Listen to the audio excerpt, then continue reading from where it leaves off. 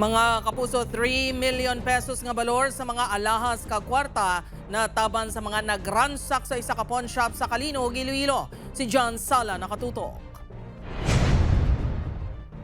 May ginasundan ng hindi magnubo sa duwa ka mga persons of interest sa kapulisan sa likod sa pagpangransak sa isa ka pawn shop sa Poblasyon Sentro, Calinog, Iloilo kahapon Abril 27.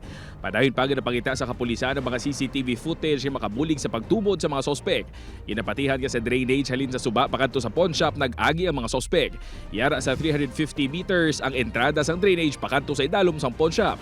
Posible siya ara sa duwa or tatlo pa kung padaman na pero basta hindi magnubo sa duwa ka tao. Posible siya magalawig siguro sa mga tagduwa ka adlaw no antes sila hindi masulod kita na ini establishmento. Sulod sa tag-iya sa pawn shop naglambot sa ginabanta 3 million pesos ang nataban nga cash kag mga alahas. Nagabati man si Calinog Mayor Francisco Calvo nga termite gang ang sa likod sa pagpangransak.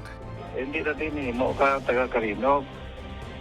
Karing may inaulat sa nga taga Calinog, pero nga grupo dam. Apang hindi pa direkta nga mahambal sa Calinog MPS nga termite gang ang sa likod sa pagpangawad.